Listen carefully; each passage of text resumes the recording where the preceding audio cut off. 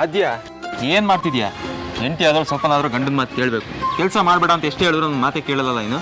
ಪೂಜೆ ಆಗ್ತಿರೋದು ನಮ್ಮನೇಲೇ ರೀ, ಆಫ್ಕೋರ್ಸ್ ಕೆಲಸ ಮಾಡಲೇಬೇಕು ಅಲ್ವಾ? ಈ ಹತ್ರ ಏನಾದರೂ ಒಂದು ಕಾರಣ ಇದ್ದೇ ಇರುತ್ತೆ. ನಾವೆಲ್ಲ ಇಲ್ವಾ ಕೆಲಸ ಮಾಡೋಕ್ಕೆ? ಸರಿ ಬಿಡಿ, ಏನೂ ಮಾಡಲ್ಲ, ಓಕೆನಾ? ಗುಡ್ ಗರ್, ಬಾ ಹೋಗೋಣ. ಚಿನ್ನದಂಥ ಹುಡುಗ ಸಾರ್ಥಕ್, ಅವ್ನಿಗೆ ಎಷ್ಟು ಪೇಷನ್ಸ್ ನೋಡಿ. ನಾನು ಈ ಥರ ಹುಡುಗನ ನೋಡೇ ಇಲ್ಲ. ನಿಜ ಬಿಗ್ರೆ, ಅವನು ಚಿಕ್ಕವನಿದ್ದಾಗಲಿಂದನೂ ಹೀಗೇನೆ, ಯಾವುದಕ್ಕೂ ಹಿಗ್ಗೋದು ಇಲ್ಲ, ಯಾವುದಕ್ಕೂ ಕುಗ್ಗೋದು ಇಲ್ಲ.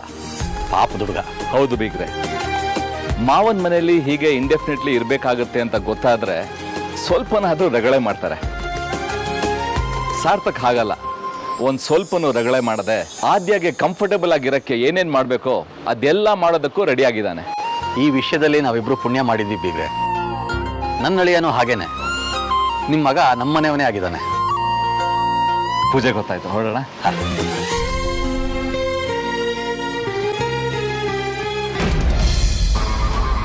ಅತ್ತೆ ಅತ್ತೆ,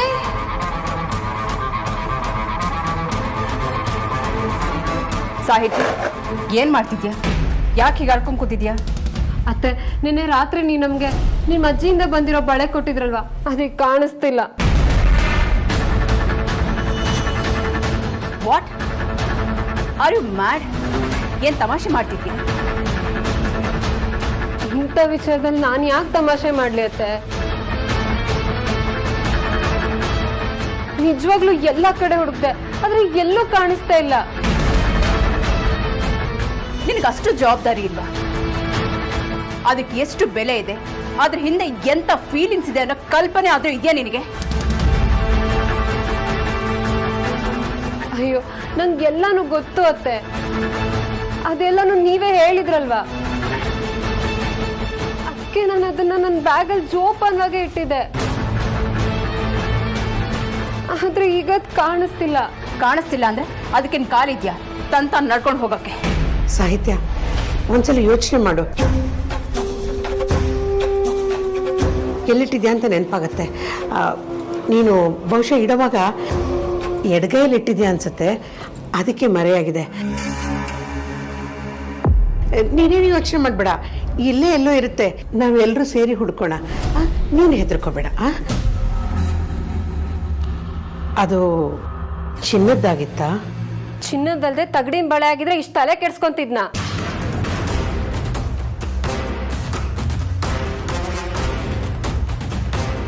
ಹೆದರ್ಕೋಬೇಡ ಪುಟ್ಟ, ಎಲ್ಲೂ ಹೋಗಿರಲ್ಲ, ಹುಡ್ಕೋಣ ಬಿಡು. ಏನು ಬೇಕಾಗಿಲ್ಲ, ನಂಗೆ ನಿಮ್ ಸಹಾಯದ ಅವಶ್ಯಕತೆನೂ ಇಲ್ಲ. ನೀವು ಸುಮ್ಮನೆ ದೂರ ಇರಿ. ಈಗತ್ತು ಯಾವ ಪ್ರಯೋಜನವೂ ಇಲ್ಲ. ಕೆಳಗಡೆ ಹಾಲ್ಗೆ ಹೋಗೋಣ ನಡಿ, ಯಾರಾದರೂ ತಗೊಂಡಿದ್ದಾರ ಅಂತ ಕೇಳೋಣ. ಯಾಕಂದ್ರೆ ನಮ್ಮನಲ್ಲಿ ಗಿಟ್ಟು ವಸ್ತು ಎಲ್ಲೂ ಅಲ್ಲಾಡಲ್ಲ.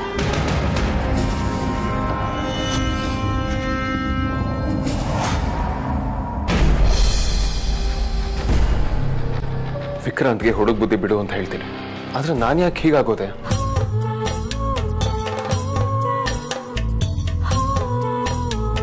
ನಾನು ಯಾರು ಅನ್ನೋದನ್ನೇ ಮರೆತು ಹುಚ್ಚುಚ್ಚಾಗಾಡ್ತಿದ್ದೀನಿ ಅಲ್ಲ. ಎಷ್ಟು ನೋಡಿದ್ರು ಮತ್ತೆ ಮತ್ತೆ ಅವಳನ್ನೇ ನೋಡ್ಬೇಕು ಅಂತ ಯಾಕೆ ಅನಿಸ್ತಿತ್ತು? ಅಂಥದ್ದು ಏನಿದೆ ಅವಳಲ್ಲಿ? ಅಷ್ಟಕ್ಕೂ ಅವಳು ನನಗೆ ಯಾರು?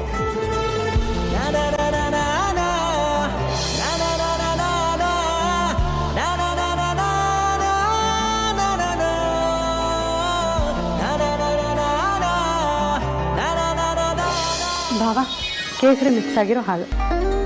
ಆಕ್ಚುಲಿ ನಾನೇ ಕೆಳಗಡೆ ಬರಬೇಕು ಅಂತಿದ್ದೆ.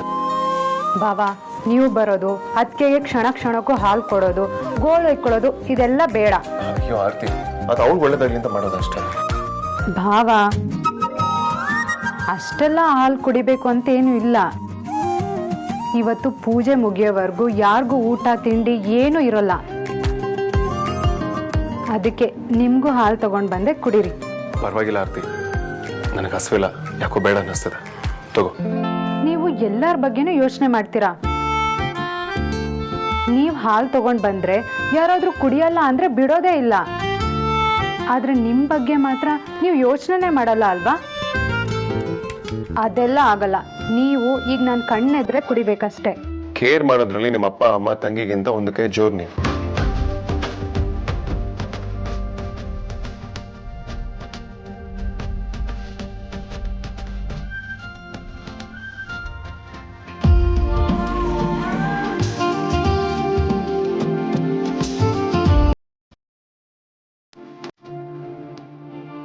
ಈಗ ನಂಗೂ ಖುಷಿ ಆಯ್ತು ಬಾವಾ. ಆರ್ತಿ, ನೀನೇನೋ ಅಂದ್ಕೊಳ್ಳಿಲ್ಲ ಅಂದ್ರೆ ಒಂದು ಪ್ರಶ್ನೆ ಕೇಳ್ತೀನಿ, ಬೇಜಾರು ಮಾಡ್ಕೊಳ್ಳಿ, ನಾನು ಉತ್ತರ ಕೊಡ್ತೀಯಾ? ಅಯ್ಯೋ ಕೇಳಿ ಬಾವಾ, ನೀವ್ ಯಾವತ್ತಾದ್ರೂ ಇರ್ಸು ಮುರ್ಸು ಆಗೋ ತರ ನಡ್ಕೊಂಡಿದ್ದೀರಾ? ನಿಮ್ಮ ಪ್ರಶ್ನೆ ಮತ್ತೆ ಯೋಚನೆ ಎಲ್ಲಾನು ನೇರವಾಗೇ ಇರುತ್ತೆ. ನಿನಗೆ ನಿನ್ ಹುಡುಗ, ಐ ಮೀನ್ ಮದ್ವೆ ಆಗೋ ಹುಡುಗ, ಅಥವಾ ನಿನ್ನ ಮುಂದಿನ ಜೀವನ ವಿಕ್ರಾಂತ್ ಜೊತೆನೇ ಇರ್ಬೇಕು ಅಂತ ಹೇಗೆ ಅನಿಸ್ತು? ದೇವ್ರ ಮೇಲೆ ನಂಬಿಕೆ ಇಟ್ಟು ಮನ್ಸಿನ ಮಾತು ಕೇಳಿದ್ರೆ ಗೊತ್ತಾಗುತ್ತೆ ಬಾವಾ. ಹಾಗಾದ್ರೆ ದೇವ್ರ ಉತ್ತರ ಕೊಡ್ತಾನೆ ಆರ್ತಿ? ದೇವ್ರ ಉತ್ತರ ಕೊಡಲ್ಲ, ಆದ್ರೆ ಉತ್ತರ ಯಾವುದು ಅಂತ ತಿಳಿಸ್ತಾನೆ.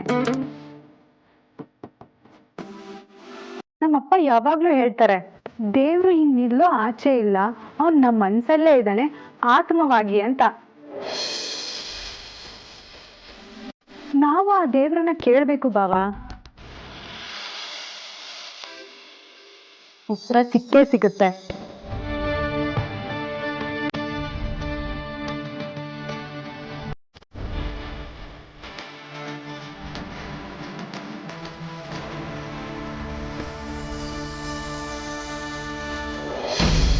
ಇಷ್ಟು ಸಣ್ಣ ವಿಷಯಕ್ಕೆ ಮನೇಲಿ ವಿಶೇಷ ಇಟ್ಕೊಂಡು ಈ ತರ ಕಣ್ಣೀರ್ ಹಾಕಿದ್ರೆ ಏನ್ ಚೆನ್ನಾಗಿರುತ್ತೆ ಹೇಳು? ಅದು ತುಂಬಾ ಕಾಸ್ಟ್ಲಿ ಇದು ಅಂಕಲ್. ಅದು ಅಲ್ಲದೆ ಅದಕ್ಕೆ ಅದ್ರದ್ದೇ ಆದಂತ ಪರಂಪರೆ ಇದೆ, ಶಾಸ್ತ್ರ ಇದೆ ಅಂತ ಅತ್ತೆ ನಂಗೆ ಹೇಳ್ತಾ ಇದ್ರು. ಅದೆಲ್ಲ ಸರಿನೇ, ಆದ್ರೆ ಇಲ್ಲಿ ಯಾರು ಹೊರಗಿನವ್ರು ಬಂದಿಲ್ಲ ಅಲ್ವಾ? ಇಲ್ಲೇ ಆಚೆ ಈಚೆ ಮಿಸ್ಪ್ಲೇಸ್ ಆಗಿರುತ್ತೆ. ಪೂಜೆ ಮುಗಿದ್ಬಿಡ್ಲಿ, ಎಲ್ರೂ ಸೇರ್ಕೊಂಡು ಹುಡುಕಿದ್ರಾಯ್ತು. ಸಾರಿ, ಆ ಥರ ನೆಗ್ಲೆಕ್ಟ್ ಮಾಡೋಕ್ಕಾಗಲ್ಲ. ಅದು ಪರಂಪರಾಗತವಾಗಿ ಬಂದಿರೋ ಬಳೆ, ನನಗದು ಬೇಕೇ ಬೇಕು.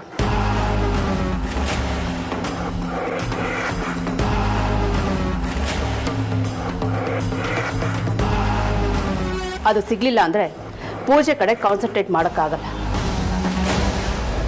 ಸಿಗ್ಬೇಕು ಅನ್ನೋದು ಅದಾಮೇಲೆ, ಆ ಬಳೆ ಮೊದಲು ಸಾಹಿತ್ಯನ ಹತ್ರ ಹೇಗ್ ಬಂತು ಹೇಳು?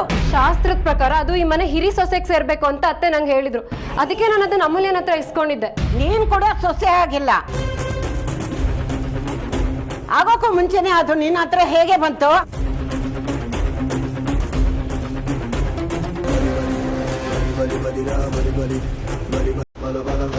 ಆಗೋಕ್ಕೂ ಮುಂಚೆ ನಿನ್ನ ಹತ್ರ ಇರಬಾರ್ದಾಗಿತ್ತು. ಮತ್ತೆ ಅಮೂಲ್ಯ ಸೊಸೆ ಆಗಿದ್ಲಾ? ಅವಳ ಹತ್ರ ಇರ್ಲಿಲ್ವಾ?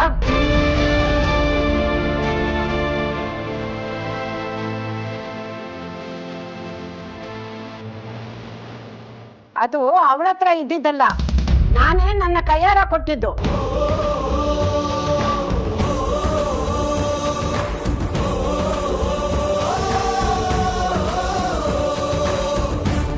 ಅವೆರಡಕ್ಕೂ ವ್ಯತ್ಯಾಸನೂ ಗೊತ್ತಿಲ್ಲ ಅನ್ಸುತ್ತೆ ನಿನಗೆ. ಏನ್ ಬೇಕಿದ್ರು ಇರ್ಲಿ ಅಜ್ಜಿ, ಆದ್ರೆ ಇವಳು ಹಿಂಗ್ ಮಾಡ್ಬೋದಾ? ಏನ್ ಹೇಳ್ತಿದ್ಯಾ ಸಾಹಿತ್ಯ? ಯಾರು ಏನ್ ಮಾಡಿದ್ರು ಈಗ? ಇನ್ಯಾರು? ಅಮೂಲ್ಯ.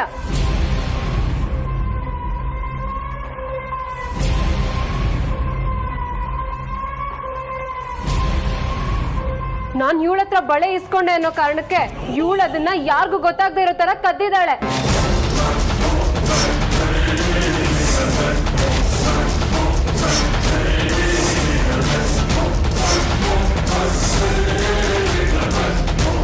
ಸಾಹಿತ್ಯ, ವಿಕಿ, ಯಾಕೆ ಹೋಗ್ತಾ ಇದೆ? ಮೊದಲೇ ಅವಳು ಬಳೆ ಕಾಣಿಸ್ತಿಲ್ಲ ಅಂತ ಅಪ್ಸೆಟ್ ಆಗಿದ್ದಾಳೆ. ನೀನು ಅವಳ ಮೇಲೆ ಇನ್ನಷ್ಟು ರೇಗಿ ಹರ್ಟ್ ಮಾಡಬೇಡ. ಟೆನ್ಷನ್ ಇದ್ದಾಳೆ ಅಂತ ಬಾಯಿಗೆ ಬಂದಾಗ ಮಾತಾಡೋದ mother India?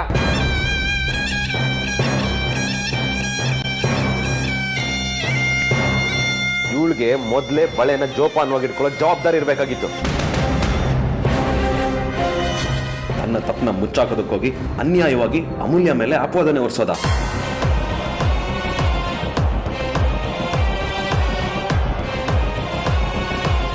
This is not fair. ನಾನು ನನ್ಗಿರೋ ಡೌಟ್ ನ ಹೇಳಿದ್ದೀನಿ.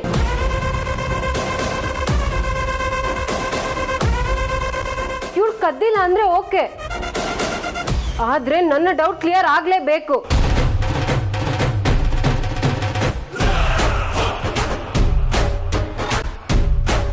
ಇವಳು ಕದ್ದೇ ಇಲ್ಲ ಅಂದ್ರೆ ಇವಳು ಬ್ಯಾಗ್ ತೋರಿಸ್ಲಿ.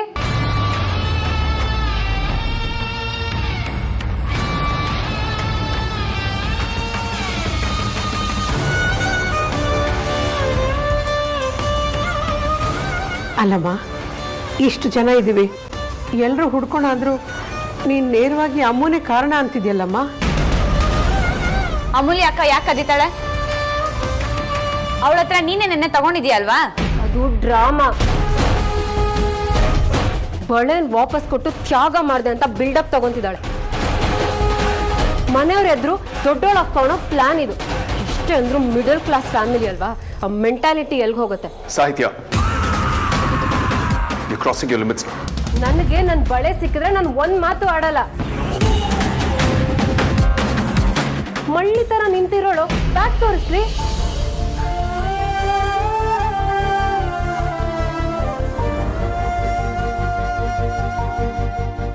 ನಾನು ಕನ್ಫರ್ಮ್ ಮಾಡ್ಕೋತೀನಿ.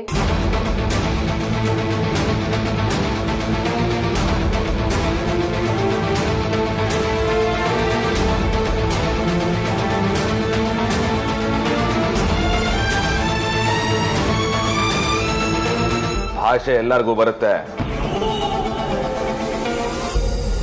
ಆದ್ರೆ ಮಾತಾಡೋ ಶಬ್ದಗಳ ಮೇಲೆ ಕಂಟ್ರೋಲ್ ಇರಬೇಕು.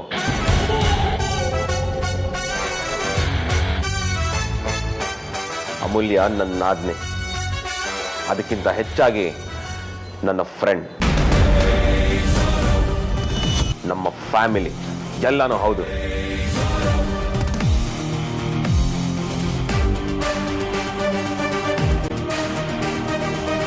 ಇವಳು ಅಂತ ಕೆಲಸ ಮಾಡಿರೋಕ್ಕೆ ಚಾನ್ಸೇ ಇಲ್ಲ ಅಂತ ನನಗಲ್ಲ, ಇಲ್ಲಿ ಎಲ್ಲರಿಗೂ ಗೊತ್ತಿದೆ.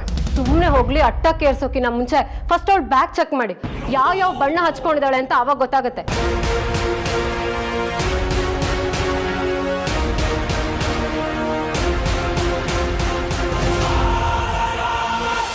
ಸಾಕು ಸುಮ್ಮನಿರು ಸಾಹಿತ್ಯ, ಅಷ್ಟು ಚೀಪ್ ಲೆವೆಲ್ಗೆ ಇಳಿಬೇಡ. ಚೀಪಾಗಿ ನಡ್ಕೊಂಡಿರೋದು ಇವಳು. ನಾನಿಷ್ಟು ಮಾತಾಡಿದ್ರು ಇವಳು ಒಂದೇ ಒಂದು ಮಾತಾದ್ರೂ ಆಡಿದ್ಲ. ಯಾಕೆ ಆಡಿಲ್ಲ ಹೇಳಿ? ಇವಳಿಗೆ ತಾನು ಏನ್ ಮಾಡಿದೀನಿ ಅಂತ ಗೊತ್ತು.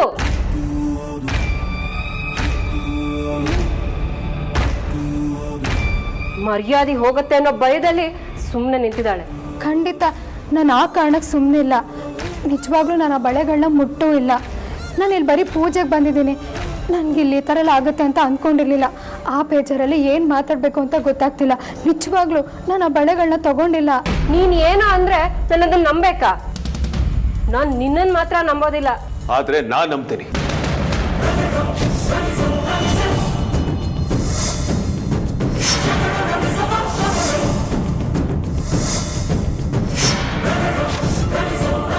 ನಮ್ಮನೇಲಿ ಈ ತರದೊಂದು ಸನ್ನಿವೇಶ ಕ್ರಿಯೇಟ್ ಆಗುತ್ತೆ ಅಂತ ನನ್ನ ಕನ್ಸಲ್ಲೂ ನೆನೆಸಿರ್ಲಿಲ್ಲ. ಏನಾಗಬಾರ್ದಾಗಿತ್ತು ಅದೇ ಆಗ್ತಿದೆ ಇಲ್ಲಿ.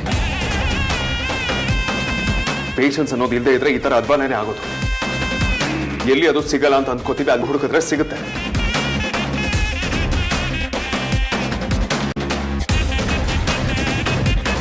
ಅದನ್ ಬಿಟ್ಟು ಇಷ್ಟು ದೊಡ್ಡ ತಮಾಷೆ. ಛೇ,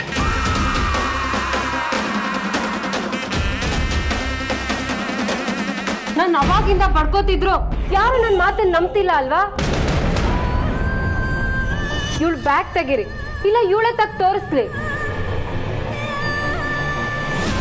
ಅದ್ರ ಅಗತ್ಯ ಇಲ್ಲ ಸಾಹಿತ್ಯ. ನಿನ್ ಲೆವೆಲ್ನಲ್ಲೇ ಎಲ್ಲ ನೋಡ್ಬೇಡ ಸಾಹಿತ್ಯ, ಅವಮಾನ ಮಾಡಬೇಡ. ನಾನಂತೂ ಅಮ್ಮ ಬ್ಯಾಗ್ ಚೆಕ್ ಮಾಡಕ್ ಬಿಡಲ್ಲ. ಅದಕ್ಕೆ ಒಂದು ನಿಮಿಷ ನಾನೇ ತೋರಿಸ್ತೀನಿ.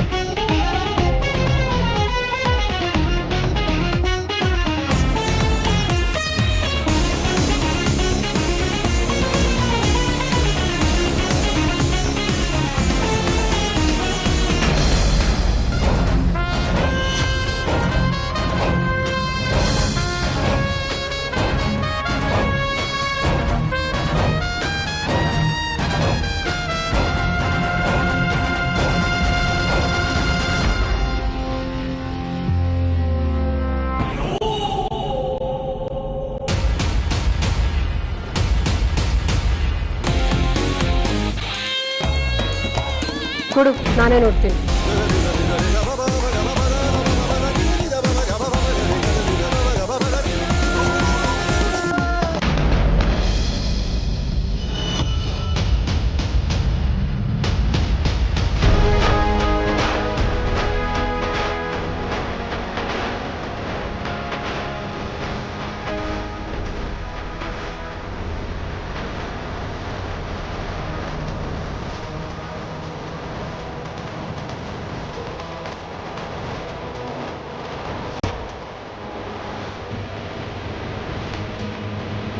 ಏಯ್, ಬಳೆ ಎಲ್ಲಿ?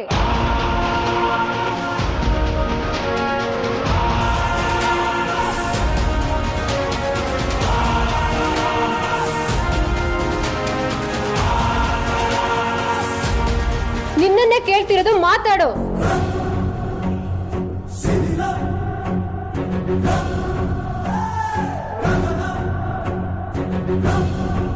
ನೀನ್ ಕೇಳಿದ್ದು ಬ್ಯಾಗು, ಅದನ್ನ ಅವಳು ಕೊಟ್ಟಿದ್ದಾಳೆ.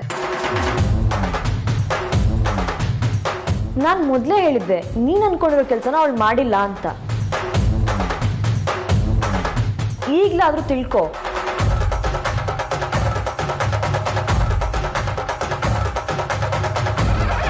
ಸಾಹಿತ್ಯ, ಎಲ್ಲಿ ಬ್ಯಾಗ್ನಲ್ಲಿ ಬಳೆಗಳೇ ಇಲ್ವಲ್ಲ? ನಂಗೂ ಅದೇ ಅರ್ಥ ಆಗ್ತಿಲ್ಲ ಅತ್ತೆ. ಇದ್ರಲ್ಲಿ ಏನೋ ಮೋಸ ಆಗಿದೆ. ಮತ್ತೆ ಶುರು ಮಾಡಿದ್ಯಾ ನೀನು? ಇಲ್ಲ, ನನ್ ಗೆಸ್ ಯಾವಾಗ್ಲೂ ಕರೆಕ್ಟ್ ಆಗೇ ಇರುತ್ತೆ. ಅದು ಅಮೂಲ್ಯನೇ ಕದ್ದಿರ್ತಾಳೆ. ಈಗ ಅದು ಬ್ಯಾಗ್ ಅಲ್ಲಿ ಇಲ್ಲ ಅಂದ್ರೆ ನಂಗೆ ನಂಬೋಕೆ ಆಗ್ತಿಲ್ಲ.